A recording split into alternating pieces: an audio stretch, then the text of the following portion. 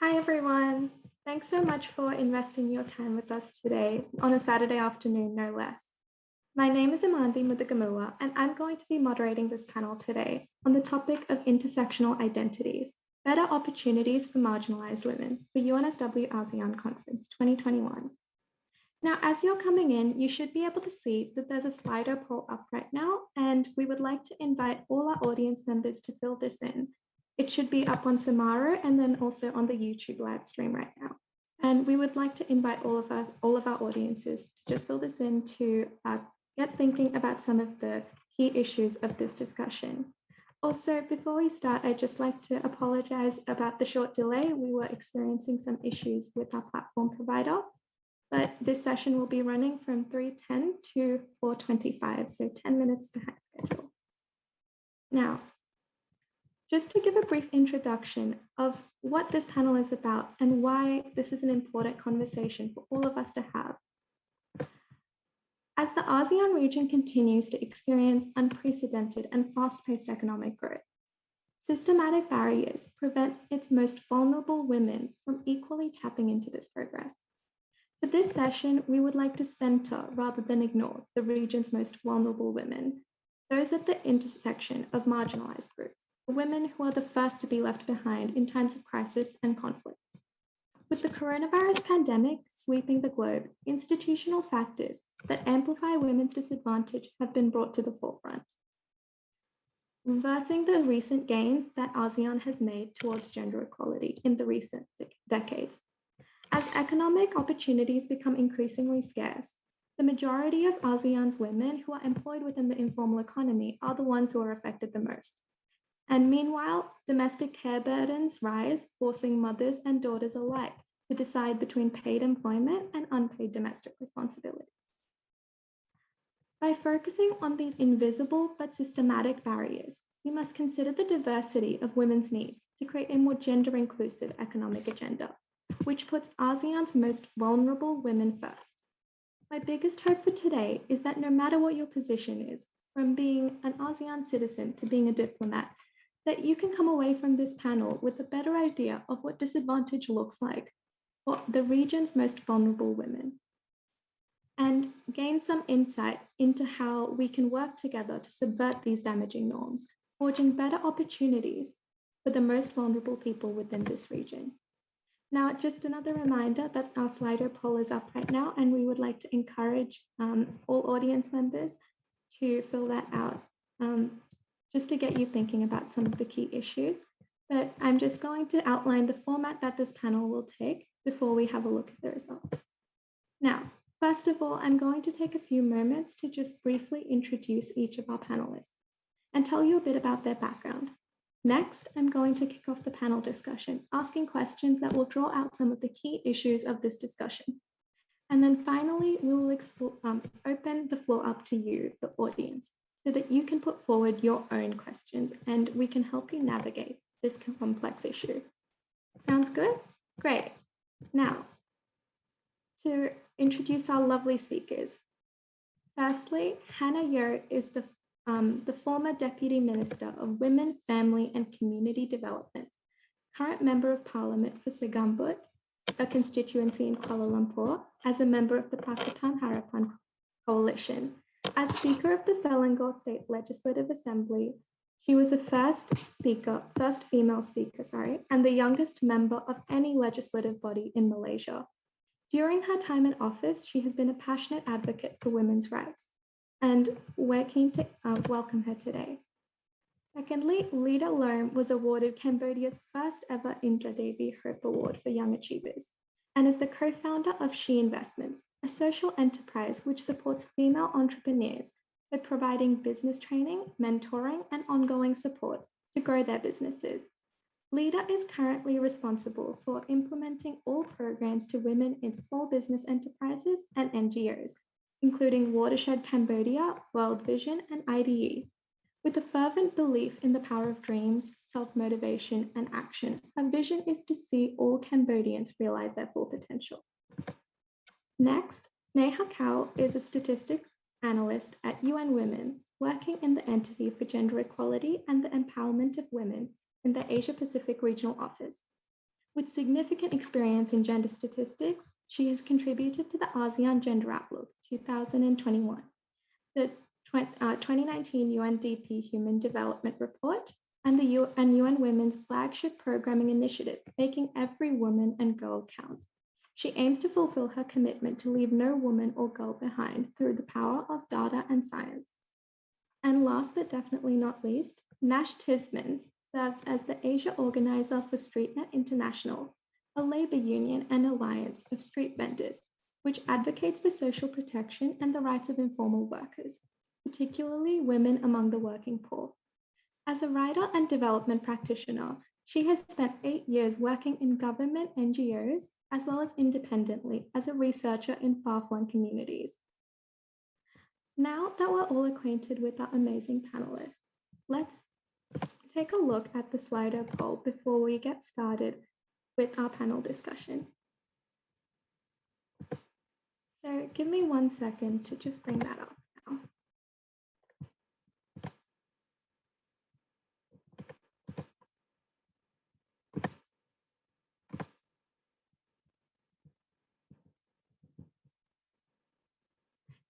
So I can see from the results actually that there's a lot of variety in what empowering women looks like to different people. So I think the question was, what's the first thing that you think of when you think of empowering women?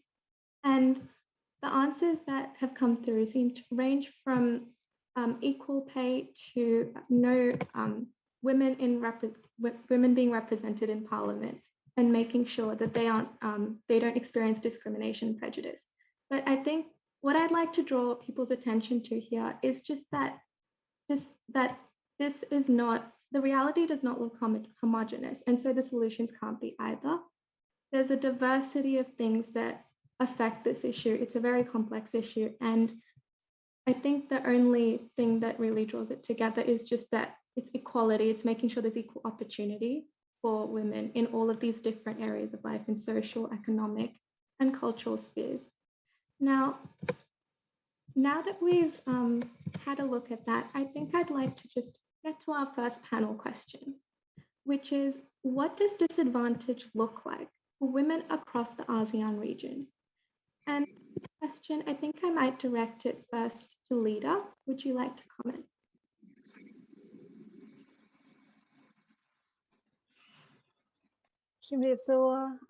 Hello everyone from Cambodia. So I'm very honored to speak here, and there is a really interesting question. To me, it looks like Asean, and specifically zoom into Cambodia. I can see that there's a few main things that I can see the disadvantage of the women across the Cambodia specifically, and also can be representative of ASEAN. I think the most important thing is about like the domestic work in the a lot of women, especially in the remote area in Cambodia, they are spending a lot of time on doing those jobs. That is, they are lost a lot of opportunity. They don't really invest themselves into go outside, making a network. And that is the most important, I think, core issue for them, that they are lose it in terms of like be themselves to create like opportunity for themselves.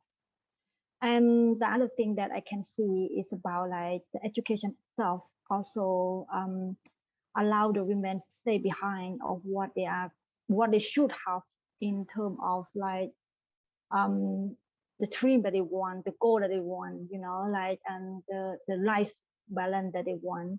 So it requires them a lot of things that they are want to be in the X point, but they still in behind. I think that is that I can see like the most important thing that the women can stay behind of that. The other thing that I can notice from what my experience across the country itself is about like, responsible. They think that they are responsible for certain things that it's don't really matter that is just responsible for them, but they just like themselves that they should be a mother, so should be organize the house, kind of like that. And because of that responsible, give them a lot of pressure that they can making a decision or the right thing for them. Yeah. Mhm.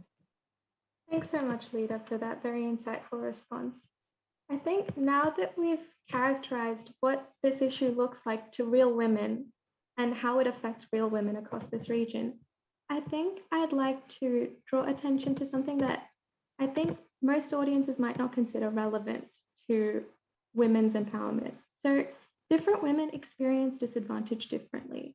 And this is why it's important to consider how these different layers interact by using an intersectional approach. The data that's available to us on this issue affects how significant we perceive these systematic barriers to be.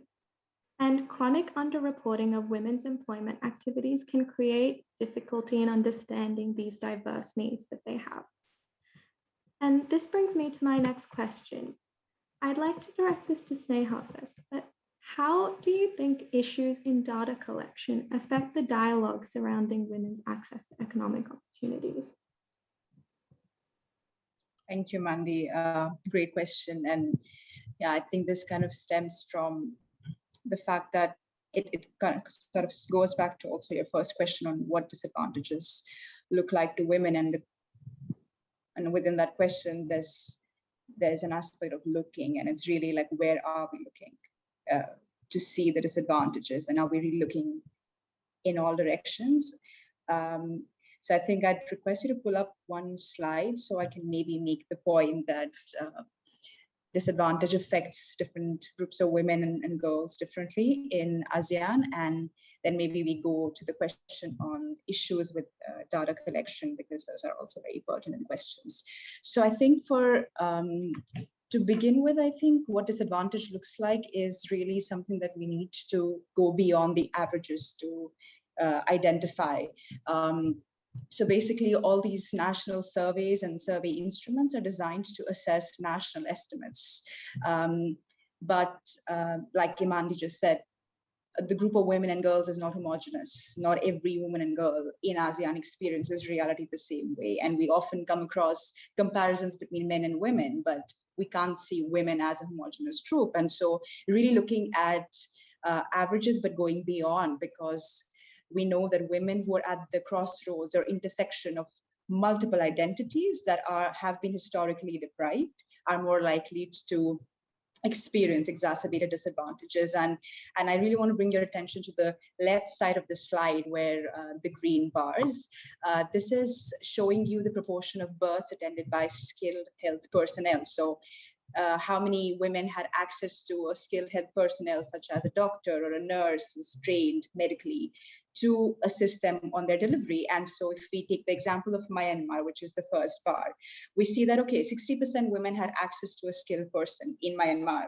But is that the reality of all women and girls in Myanmar? Not really, because if you look at the poorest rural women, which is the dark green bar that you see, the horizontal green marker, you see that not even 40% of the poorest rural women in Myanmar had access to a skilled health person. So if we were to just stop at 60%, we wouldn't really be able to capture the whole picture.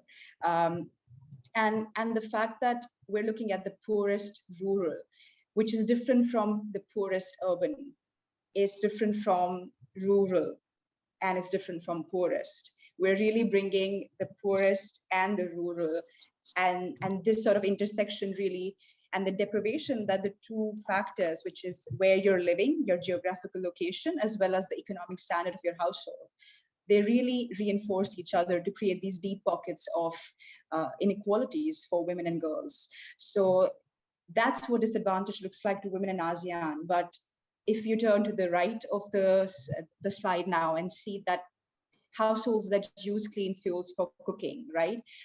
This is something that's coming from at the household level. So you'll see, for example, let's go to the rightmost bar and see Thailand. So we see that about 78% of households use clean fuels, which is great. Households that are using electricity or LPG, good fuels, clean fuels. And we see that nearly all of the urban richest households have access to clean fuels, which you see is the solid orange marker. It says 100, which is like great news for Thailand. all urban richest households have access to clean fuels. But is that reality the same for rural poorest households? Certainly not, because you see that only 32% of the rural poorest households have access to clean fuels. Now, one would think that, okay, this is disadvantage, but is this disadvantage specifically for women in ASEAN?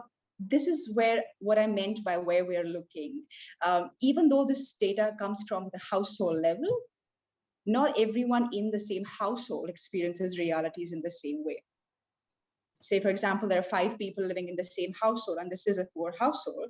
Their experiences within the household, there will be differences between men and women. Because women are primarily responsible for cooking, if they are cooking with unclean fuels, they are most exposed to the fine particulate matter that comes from burning solid fuels like wood, firewood, agricultural crops, etc. They're also responsible for collecting these firewoods, so they will be walking a lot of distance to collect these firewoods. So even though this looks like a household problem, this is actually also a woman's problem in the household, and we certainly cannot ignore that experiences and realities are different for different people based on the identities and the intersection of multiple identities. This brings me to the question on data collection issues and how that really shapes our reality of disadvantage. Because imagine if we were to stop at, oh, this is a household level problem, we would never think of this from a gender lens. And we really certainly need to look at all indicators from a gender lens. We really need to see how is this affecting women and men differently? How is it affecting women belonging to the poorest households and poorest in the rural households and poorest in the rural households belonging to ethnic minorities or religious minorities? So really, this is an intersection of multiple identities, and that really gives us a real true picture. And science is all about going closer to reality. Data is such a powerful tool for us to go closer to reality, but the way we use data and the way we design instruments really makes a difference in how we perceive disadvantage as well. So I'm going to stop here, and if there are any follow-up questions, I'm happy to take. Thanks so much, Sneha, for that really insightful response and for just contextualizing this issue. I'd like to actually ask Hannah whether she would like to add any further comments on this topic of issues with data collection. Thank you, Imandi. My experience in the federal government for 22 months is a very brief period, but when I was there, we had to look at many social issues related, very high profile, for example, child marriages, domestic violence cases. And every day when a case is highlighted, the media would be chasing us for a response. And so I was tasked to look at some of the data, and I've noticed that there's a lot of gap or weaknesses in the existing system when it comes to data collection. So for example, up to today, we do not have a national database on single mothers, for example. Every state government is doing their own thing. Everybody is compiling single mothers data on their own effort. And as a result, when you do not have a consolidated data, intervention will be very difficult, and you don't have the real number. And also because this status, they change all the time. So today you're single, in 10 months, maybe you would be married. And so we do not have the real data in that sense to deal with the intervention effectively.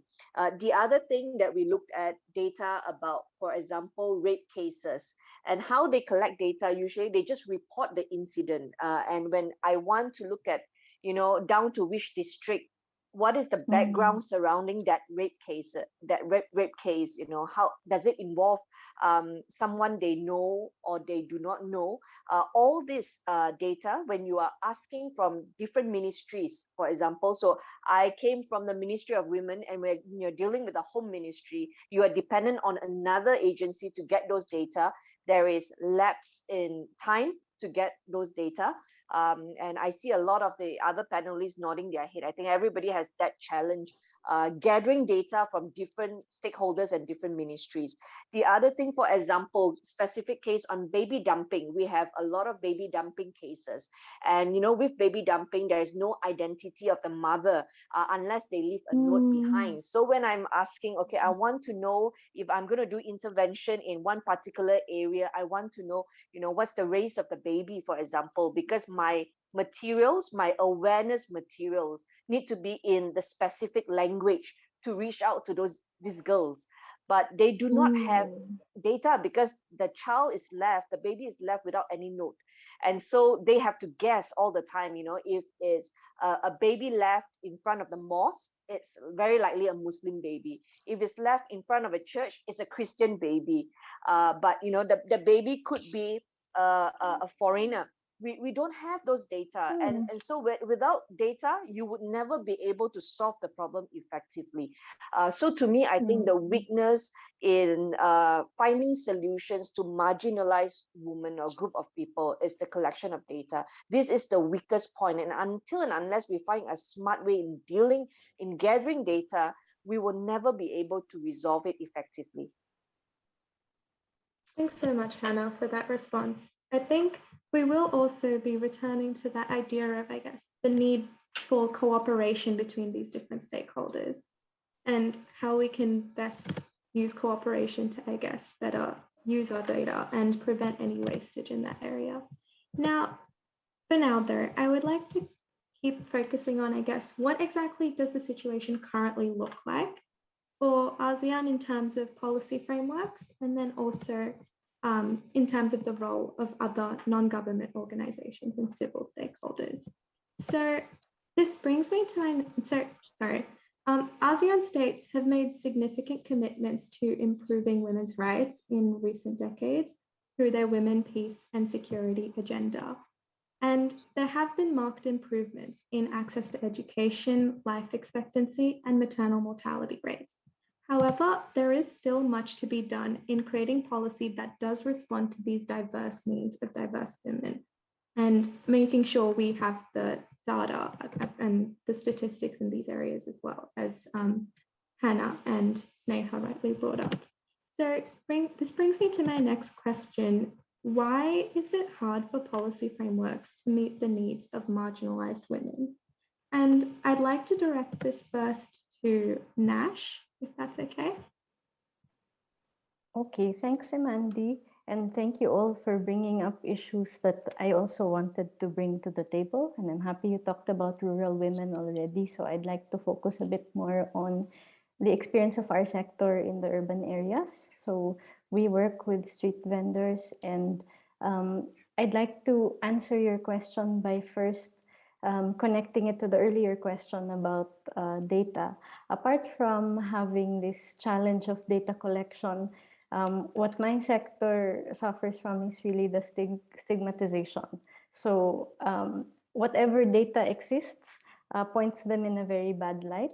You have informal economy workers categorized as having dealing in the shadow economy, etc. And when this is how we look at this particular sector, then it really exposes them to greater risk, because it means that even before you meet or interact with this sector, you already have this preconceived notion of them being criminal, them operating in the shadows. But the reality is they're just invisible, partly because of what Sneha said. If we're not training our eyes to really look at who falls in the cracks when we do our data collection, then we don't see them. And as Hannah said, if you don't see them and you're a policymaker, how do you really respond to the issues? So to answer your question, that's really a big consideration for us. Technically, our sector is considered the missing middle, which is really the technical term. So you can just imagine how it feels like to work in this sector when the experts talk about you like you don't exist, you're not there. And they're the missing middle precisely because most street vendors are self-employed or own account.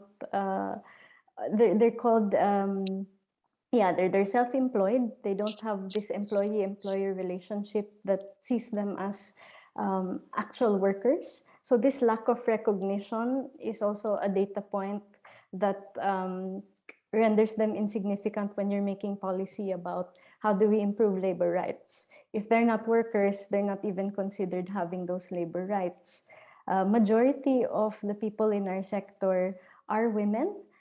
So StreetNet is a international alliance of over 690,000 members all over the world, across 54 countries, but particularly in our region, a lot of the people who do street vending, and I'm sure you all know this and see this, a lot of them are women. And as Neha also pointed out earlier, and it's confirmed also by Lida in her experience in Cambodia, where we also work, there really is no way to understand the we look at the sector as homogeneous, but even within this sector, there's a diversity of experience.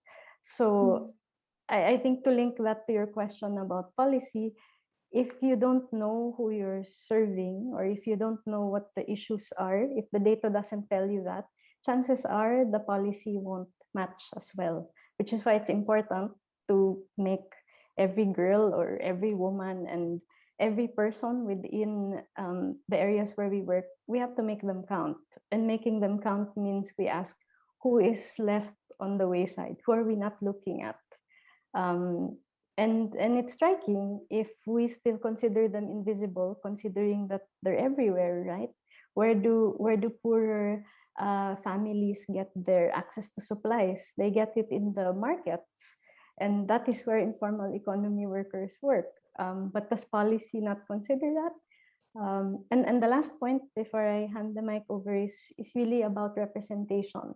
In StreetNet, we have a motto that we stand by where we say, it's really nothing for us without us, which means apart from being counted in the data that informs policymakers, we're really pushing for a seat at the table, because you cannot make policy about women without women sitting there, which is why this panel is great. You know, we're talking about women and we're all women. It's great. But imagine this kind of dynamic doesn't get reflected in the halls, in the halls of power where these decisions are made. People are still rendered invisible there. So that's why the policy doesn't always match the reality. So I'll pass the mic back to you, Imandi. Thank you. Thanks so much, Nash. And I really loved the way that you connected this back to, I guess, those issues we, Hannah and Lida were also talking about just then. I think you brought up some very interesting points about the issues that women working in the informal economy face. And that's definitely something that we would like to draw attention to today, I think. 70% of ASEAN's women who are work in the informal economy, and it's very relevant to this discussion.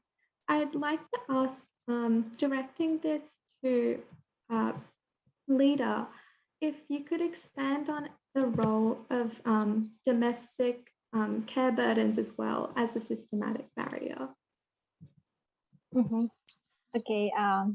Thank you so much.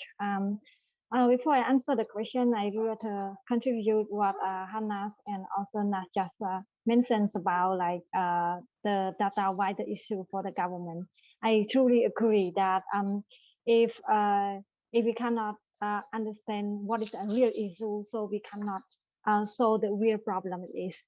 And I can see that when I work like around 10 years with this sector, I can see that there gonna be different issue from different women in terms of the location they are staying, in terms of the condition of their family, the wealth of their income, and also the different decision making in their household also. So it means that the different issue gonna be different solution also. So which means that it's really important to be thinking which way that can be collect the effectiveness data. But I know that it's completely complicate like system, that this is very, very hard. But I think we all are working on this, and that's why we have discussion today. And if regarding to the what is the child care and domestic is affect to the women and the barrier to the women, let me focus what we work in tree investment itself. In 2015, I and my friend do a lot of like grassroots level and maybe different community and to understand specifically women in micro business. We just like really focus on small and micro business. What is their real challenges? Yeah. So, and how can we make a difference? How can we create a supporting system for them, the right solution for them? Yeah. And I can say that one of the things that we're asking the question why you could not go for the again your knowledge why what is stopping you from achieving your dream, what is stopping you from moving forward, what is stopping you from growing your business. So one of the things that I can say like the most important thing is about like child. Child, even though like their family, their husband don't really mention that this is your job, they don't really mention that. We have interview with the men also, and they don't really say no, that is they don't think that is your job, but women itself feeling that your job, yeah. So that is why they are stopping, especially from the first 6 years. I think not just 3 years in Cambodia, the first 6 years until their kid go to school, and then they decide to do something different. Yeah, so it's kind of like 6 years. If you're talking about the connection of the networking, if you talk about the knowledge that she have, it's already gone, and there's also kind of confident, like kind of like that. And the most important thing that she have been talking with her, other thing that you think that's stopping you is about the responsible that is meant like the norm of the Cambodia. I think specifically in the rural area. I think in the city lately, the last few years, it's much better now that everyone know around that, aware around that. Women itself aware of that, and also men itself also aware of that. And it's kind of like they are kind of like education each other, and kind of like they encouragement each other to be better on that. But there's a lot of things because that is very long, like the norm that we have like 100 years, and it's really hard in terms of to be a positive change in terms of some of area. I'm not saying that all is not good. I'm not saying that, but some of the area we need to be much more aware of that, and how can we bring the women to be involved with the economic, involved with the formal economic. Like in Cambodia, you see the statistic that I just like look at from the UNSA, USAID have been shown that women have only 7% of contribute to the whole economic as a whole, the formal economic, which means that very small and the big gap in there. So which means that there's a lot of work, both like non-formal sector and also the government sector need to work together in order to solve that solution. And I can say that one of the part of Shea role to solve that problem also. Yeah. I please hand to Madis. Yeah.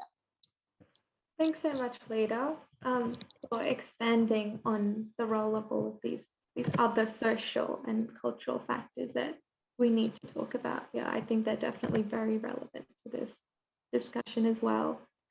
Now, I was wondering if on the topic of, I guess, unpaid domestic work and I guess those domestic care burdens that we were just talking about, I was wondering if Hannah would like to add any insights. I remember she had some interesting views on this as well. If I may just comment on this informal sector and also the burden of care on women, especially in a time of pandemic. So I just want to show you briefly, like in a timeline, if we are looking at current situation when COVID has already hit so many countries, right? The access to education for girls when they don't have money to buy a gadget, they would not be able to follow, online lessons. And as a result, attendance would be affected. Many of them using the free time. They would then be involved in a lot of other social problems, and unplanned teenage pregnancy will increase, and we are looking at child marriages as a problem. And then moving along, once they are married, and they become a mother, they do not have access to childcare. So many of them, despite having an education, many people would stop working. And so we are looking at, how can we send them back into the workplace, but creating childcare. The entire childcare industry is seen as housekeeping, babysitting. And as a result, government keeps spending money on training, but they keep losing this manpower that they train, because this manpower end up becoming nannies and eventually becoming a mother on their own. And they would also then quit the childcare industry. So we are forever looking at equipping this group, but this group would continue to dwindle because of, the lack of support given to them. And then we move along when they have to look after their elderly parents, because for issues regarding women, a lot of them are, we talk about this topic, intersectional identities. It's always a cross between social stigma and cultural expectations. And so women are expected to quit their jobs, either to look after children or to look after their parents, because the other siblings, the male, they are not going to quit their job to look after their parents. So they expect the sisters to take on that role. And so when you are looking at the timeline of a girl, a woman, these are all the barriers that will hinder them from really achieving or fulfilling their destiny as a girl and woman. So I can only comment that, when you're looking at all this, you have to identify the barriers, which all of us have identified, and now, closing those gaps. And I really feel that COVID, even though it has made the situation worse, but if we look at the positive side, it has forced many people to allow flexi working hours and working from home. And that is slowly being established as the new norm in Malaysia, in my country. And so it has accelerated, I think, that expectations on employers, because it's forced upon them to allow women to work from home. And as a result, I hope that when the new data is published post-COVID, we will be able to see, women staying in the workforce because of this new flexibility that has been forced upon us. Thanks so much, Hannah, for that really insightful response. I really loved that timeline and that evocative illustration of these different challenges that affect a woman in different stages of their lives. Now, you touched on the impact of COVID-19 as well in amplifying some of these systematic barriers. And I think we've definitely seen that the effects of the pandemic have been disproportionate in the way they affect different groups of women. They don't affect all women in the same way. And I'd just like to ask for my next question. So how has COVID interacted with these issues, and how has it affected how reform impacts different groups of women? And I'd like to direct this to Sneha first, if that's okay. Yeah, so I think this is something that we see in the times of crisis in general, COVID-19 being one of them, but we also see this in the face of conflicts and in the face of natural disasters. These events exacerbate the underlying inequalities between different groups. Gender-based inequalities seem to exacerbate. Why does that happen? There are structural barriers and social forces that shape experiences and realities of people, right? So for example, if women lack access to resources such as having a financial service or having a bank account or having the right to inherit property or having a stable formal employment, having all these measures prevents them from the negative impacts of a disaster or a pandemic. And this is like a cushion, right? These are all social protection measures for them. But when we see women overrepresented in the informal economy, so for example, when you mentioned about them being street vendors, they're disproportionately overrepresented. They don't have an employer who pays for their health insurance. They don't have an employer who is going to give them a pension. Their jobs aren't secure.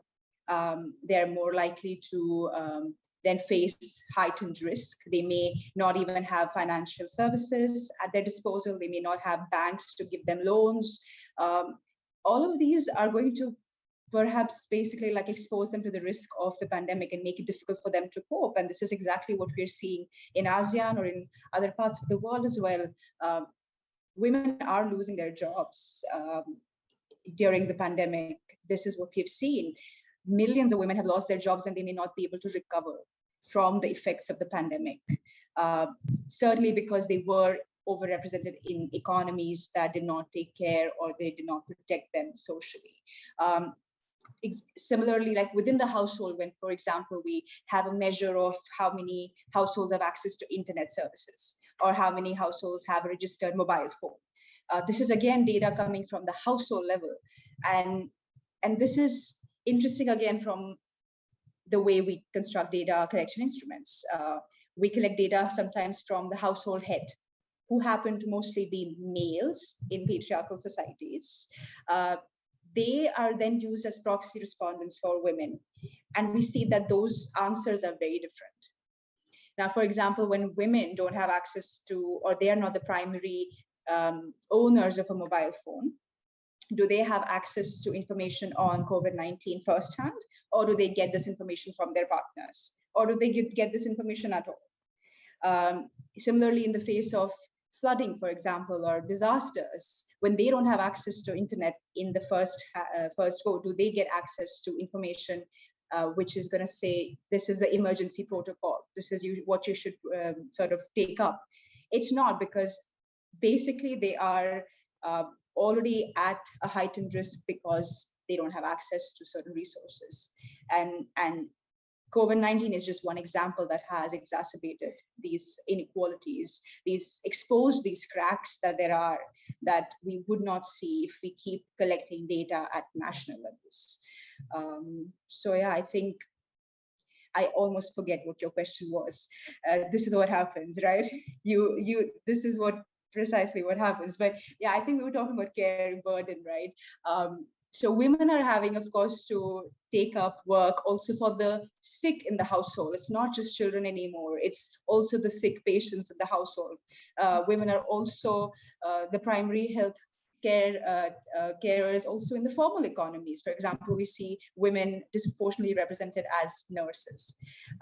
So they are really at the forefront of the fight of COVID-19. And so that also puts them at a heightened risk of contracting the disease.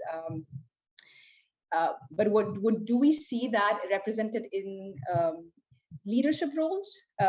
We did this analysis in ASEAN, and we saw that over 60% of women who are engaged in employment, nearly 60% of them are engaged in human health related activities. But how many women leaders or health ministers do we have in ASEAN? These are gaps. These are gaps that we need to talk about.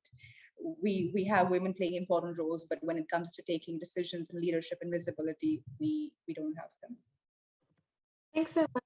I don't know if this answers the question. No, it definitely did. I think we were just talking about the impacts of COVID-19 as well. And thanks so much for explaining that, contextualizing that for our audiences. I think you touched on a lot of key issues that are important for us all to be discussing.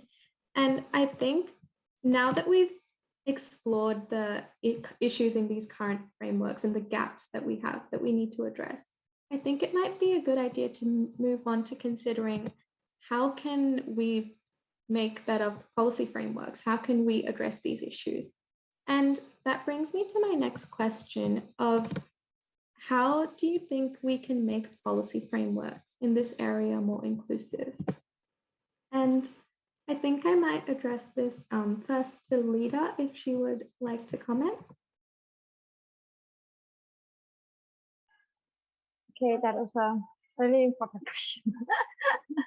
Okay, so if you look at in this to make, for example, like I just like want to address with what the impact of the COVID-19 a little bit into making this to my suggestion maybe more make sense. Talk from my experience in women SME in Cambodia. So impact of the COVID-19 is like gives women overwhelming and really bad well-being. One is about some of them they are lost a job, but they gain more work at home because like all the children home and like the parent home, they all come together and the responsibility again to be big responsibility for them. One, they are behind of the technology. So a lot of information that require them to be digitally. Yeah. So it like make them feel like very bad, like overwhelming on those technology, how what is going on now. Yeah, and they feel really bad about themselves. So some of the women they are still working, but they are at more job again. So which means that the pressure from the workplace, the change, the environment, flexibility of that, and make them feel pressure a lot. And I can say that as a mentor and a coach in Cambodia, there's a lot of women approach me just talking around the emotional, that personal thing. It's not about like business at all right now, just like about myself. So it's really important. And it's not healthy if we keep doing like that. And this is just one example what happened in the world and also in Cambodia. Yeah. So I think to make this opportunity and like a policy law, well, I think they're considering that when we, as I'm a woman and a lot of women that I met, that we are agree that the burden care is very important one. Yeah, and make them lose the job, make them lose their confidence, cannot find what they want in their lives because they are in the early age of them, they are lose that opportunity. So to me, I think if we create how can we create a policy that every woman can join with the economic? What is the important thing? How can we make sure that they have a system of the care, especially for child care? Yeah, that's what I mean. And one solution that we did is she investment. Every training, women can bring their child, something one, something two, and we create a space. They have a team. They take care of their kids during the learning, or they can give the pressing, pressing meal. Yeah. So for the child, at while they are training, and we are exclusive to them. That's very give them a very special that there's nothing stop them to come to work, and we found that it's really effective, and there's confidence, and they're very smart, and they believe in themselves. They just change a little bit of the way that we work as a normal. And we know that when they bring the child, maybe not the quality as much as we want, but that is work-based because we want everyone included and something to consider. And I think the government system, also education as a whole, what you're gonna see this as a problem and to accept that, and everyone can create that policy in the government level and national level and the company level and also the castle level also. And there is a lot of things to discuss how to make it happen because that is not easy one. Everyone dream about that, talk about that, but never make it happen. So but start from small first. Maybe like she just like make it and did it now, and yeah, it been very very well for that. Yeah, that is a suggestion that I can say I think equip a women with all the need and resources that they want is really important to catch up the opportunity, which means that I can say that the opportunity there will not discriminate them, but how we equip them to ready for that opportunity. How can they see the opportunity? Come up again with how we can make us tailor the program or the system or education system, whatever, both the government and also the company or organization, how can we tailor it specifically with different area of the women? Again, the different women in different issue, different location and different sector that they stay, it's different issue. For example, like the women that I work with in SME, they have a common different issue. So the way that we do it, we really capture what is that issue and we make it by that, we tailor it. We not choose like, oh, this is the best program in USA, or this is the best program in English. It's not gonna work. You need to tailor it. You need to make it smarter, involve them in the process, involve them what they really want, and really listen and trust them. They are an expert of their area. This is really important, and I believe that when we can do this, it it it can equip them a lot of way. It's not one, for example, like if you work around the what they call media, also you need to think about what the language that you might take to them also. So I can say like the media is very important to education all the women, but you need to choose the right language and which the group of the women that you want to talk to. So this is the key thing that I really think. Yeah. I might just cut you off there, but thanks so much for that really insightful response. I think it's really important to make sure that women do have those social protections as well that we were talking about.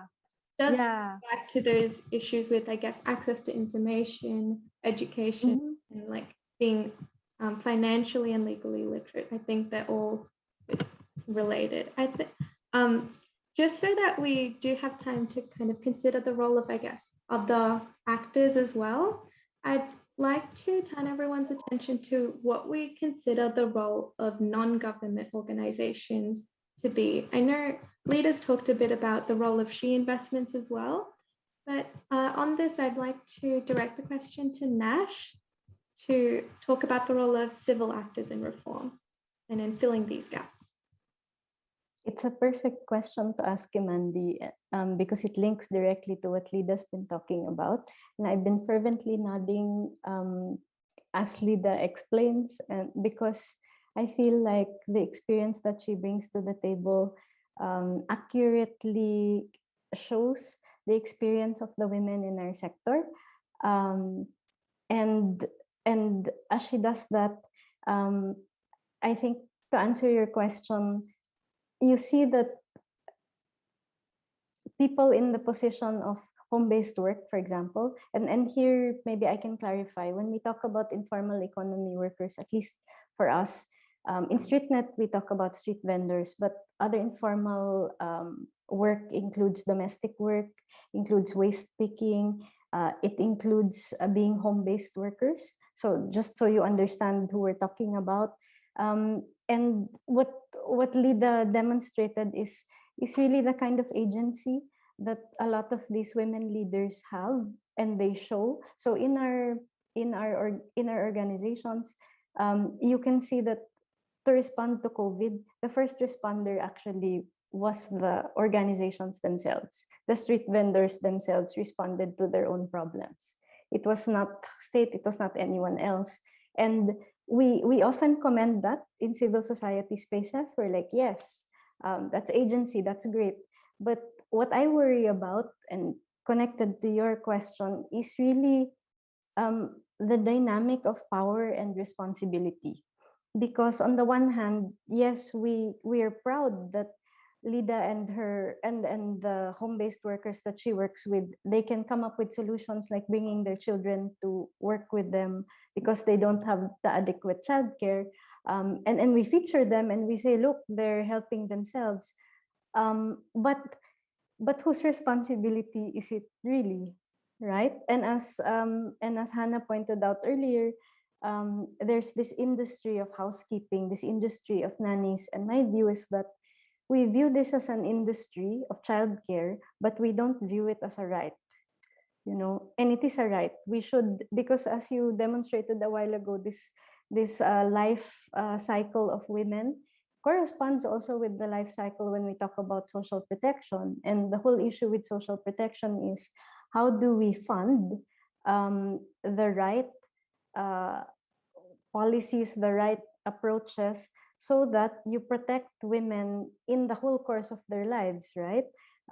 So definitely maternity, all of that social protection when you have children is a huge thing. But I don't think that conversation should be just spoken of by civil society and by actors on the ground. It is a grassroots reality, but in actuality, the people who have the capacity to really respond are state actors, in cooperation again with the people themselves who are affected. Because as Lida rightly says, they are experts of their own experience, and I think I want to also just comment a bit on the experience of COVID. Somebody mentioned earlier, I think it was Hannah who mentioned that, COVID shows you what's possible. Apparently, we've been going to the offices for years and years, but apparently it's possible to do this remote home-based work. Apparently it's possible for us to come together in conferences like this without having to fly all over the world, right? And that is, for me, that is the importance of this COVID moment. We have to see it as an opportunity and as a moment to seize these kinds of changes that we want to see happen, right? And that only happens if, number one, we're aware that this is the moment to do the changes. And this is the perfect moment because, again, you have no choice but to adapt, right, to the current realities. And also, apart from it being the perfect moment, when we work in the informal economy, our goal is not to keep people in informal situations. We don't want to support precarity. The whole point is that we're trying to transition them from informal work to formal work. But how does that happen in the context of COVID, where street vendors don't even have access to health care? So just briefly to illustrate, there was a before and after scenario for street vendors. Before the pandemic, there was already stigma. They already had this lack of recognition, lack of representation in spaces where they could negotiate for their rights. And then suddenly when COVID happened, they didn't even have the right to work. And you also have to realize that all over the world, street vending is considered illegal, except I think for India now, where our affiliates have really fought for this kind of law that allows them to have this right to public space. So when you don't have the right to work or the right to public space, you can just imagine what COVID does. And what did we all hear last year when COVID was at its height? Stay home. How do you stay home if you have to work in the street, right? So essentially what happened to them was they were rendered essential workers because they had to go and provide work that gave food security to communities. But while they were doing this essential work, they were not considered essential. So they didn't get the health, they weren't cared for the way that they should have been cared for. And so what this illustrates, and again, what this COVID moment is about, is really where are our priorities? That's really the question I have for this moment. How do we prioritize? And back to what Sneha pointed out earlier, where do we look? Because where you look and what you consider important also shapes what gets done. So where do we look? Who is involved? Are the people who know of their experience, who have the expertise, are they really in the table, or are we speaking on behalf of them? Which is strange, because I am not a street vendor myself, I represent the sector, but the data comes from the people. So it's this dynamic that we really have to pay attention to. And I guess to answer your question, I'm trying not to answer your question directly, because I feel that I don't also want to prioritize the role of NGOs. I think in the Philippines we have very progressive NGOs, but what we're seeing now is no matter how progressive your NGOs are, if there's no cooperation, if we don't engage with policymakers, if we don't engage at multiple levels, at street level, for example, or in the local councils, in the halls of the legislative and higher up, if we don't engage in that, then what are we really going to get done, right? And it's not about being hostile to states, but really about expressing to them the limits of what we can do within our work as well. So it's so okay, I will stop here because I'm getting excited and this is great. So yeah, so it's not just about NGOs, and I don't know, Hannah, maybe you want to comment on that as well. Yeah, Imandi, if I may add on to what Nash has just said, I speak on behalf of the policy lawmakers, and there is a need to be able to acknowledge the role of NGOs. When you are talking about marginalized groups, you have to acknowledge the fact that marginalized groups are unlikely to reach mainstream responders. For example, in the area of domestic violence, a mother who is being beaten up is unlikely to pick up the phone and call the police because they are afraid, they don't trust the authorities, they are concerned about their children's welfare, and so they are likely to run to a women's shelter, or they trust the grassroots NGOs more.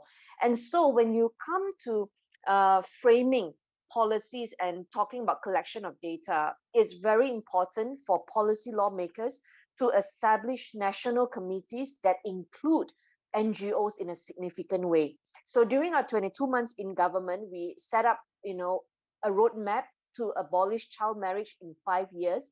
And, in the formation of that roadmap, we had to engage NGOs to find out the factors causing child marriage is not only given by the police, but given by the NGOs as well. Because lawmakers are unlikely, or the authorities are not going to acknowledge the weakness of their laws, of the gaps that they have within their system. So you have to be able to include them in. The other one is on National Committee to fight domestic violence, and you must set this up at the district level, at the state level, at the national level, to ensure that there is a systematic way, monthly collection of data, to make sure that your data goes out to people who are effecting awareness programs and intervention effectively.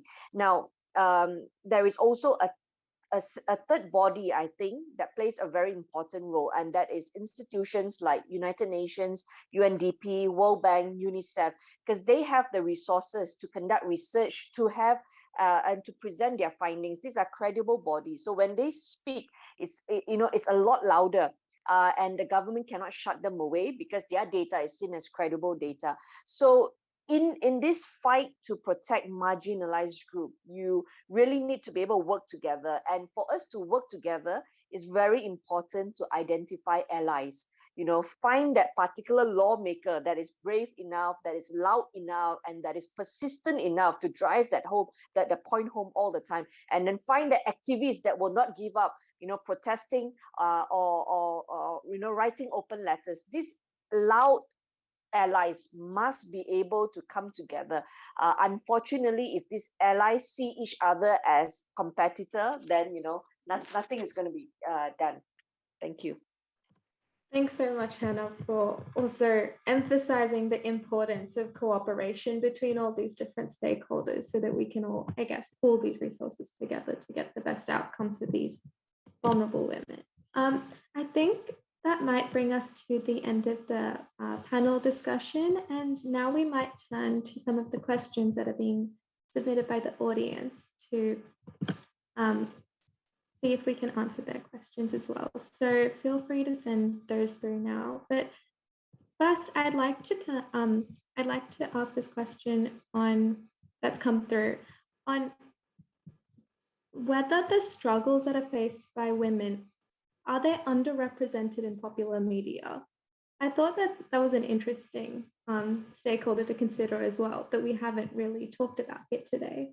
So do you think the struggles faced by women are underrepresented in popular media in ASEAN nations? And does this cause further difficulties?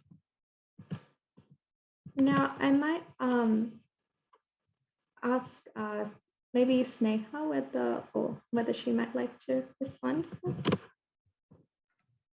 Yeah, I think that's a great question. I'm not sure if I'm the best person for it. But I know that increasingly UN Women has sort of collaborated with social media personnel. We recognize social media as a powerful tool in today's times, and the endeavor is to collaborate with them, to collaborate with upcoming activists and social influencers also, because they play a powerful role in today's time, influencing people. And so a lot of the 16-day activism of UN Women, which is about raising awareness on domestic violence and violence against women, is also so largely driven by these actors who are certainly very important. So I think that's happening. The collaboration is being recognized because these media platforms now have so much more power.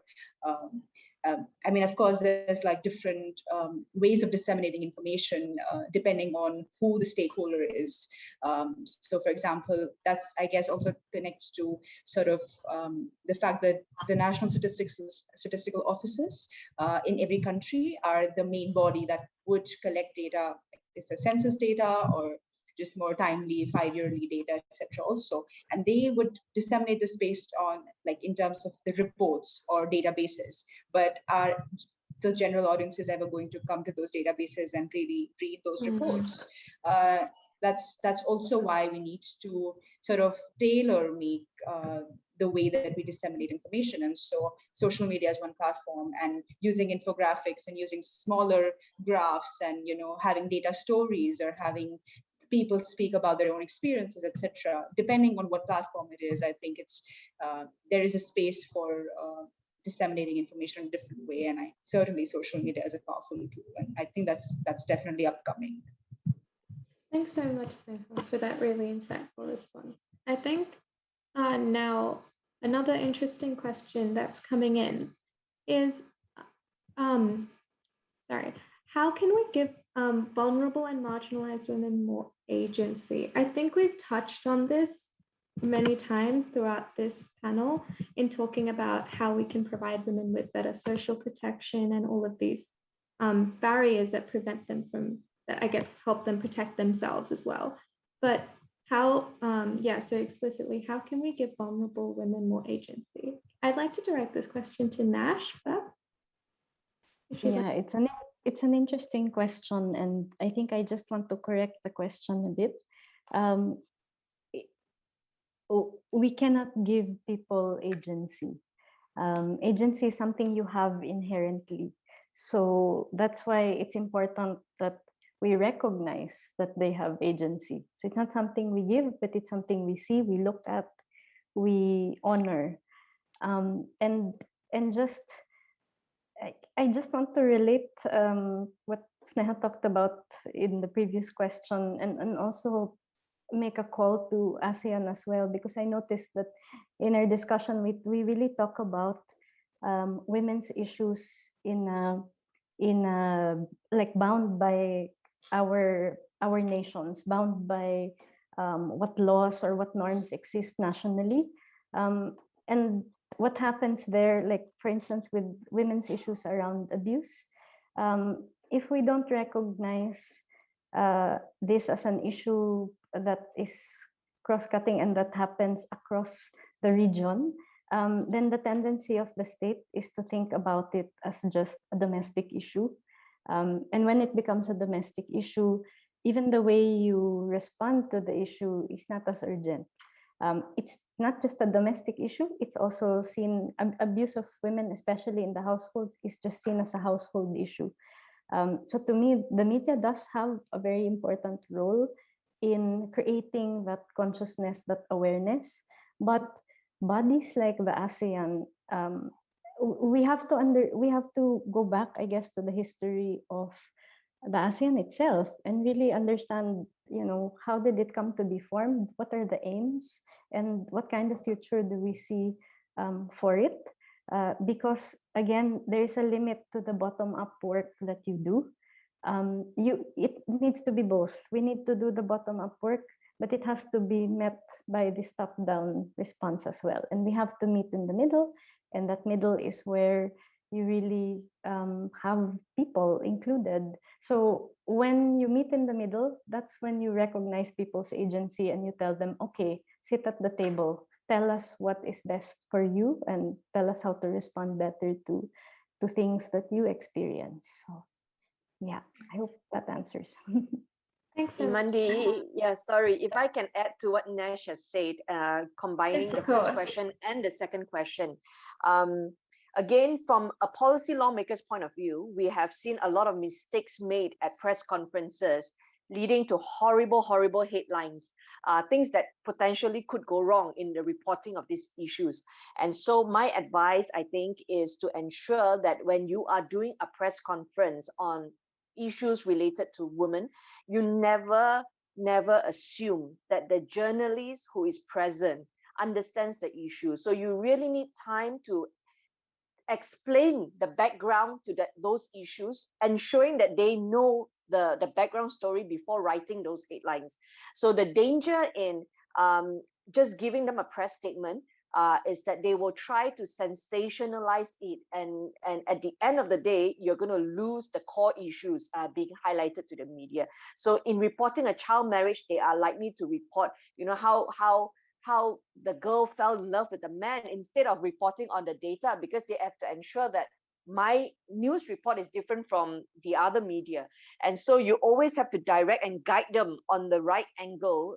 Otherwise, if you just send them a media statement, it's likely to go wrong. The other thing is, how can you create urgency or priority in highlighting these issues? You really have to enhance data collection.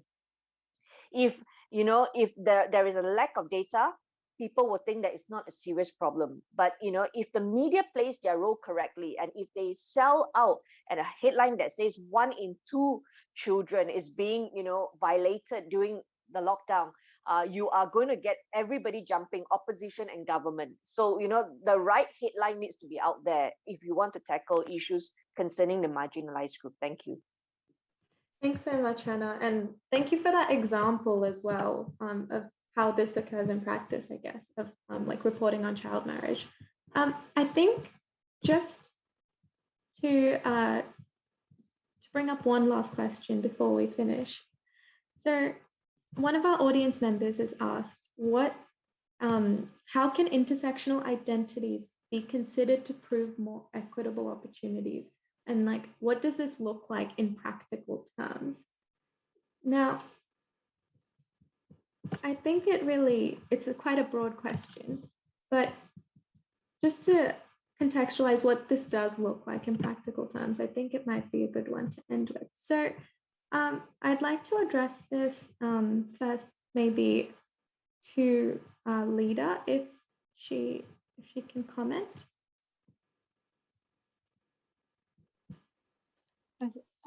Okay. Again, can you give question again? Sorry. Yeah. Yes, of course. So, how does considering intersectionality and intersectional identities, how does this provide more equitable opportunities for all women? It's quite common question, and also the hard question. Yeah. So again, maybe I already mentioned it before, like how we can make sure that equal. It's quite hard to measure it. How it's equal is we call like different women need different things, and maybe a different family that different things, and yeah, and the background itself and where they live and everything is like all like very diverse, and it's quite hard to how to say like it's equal opportunity.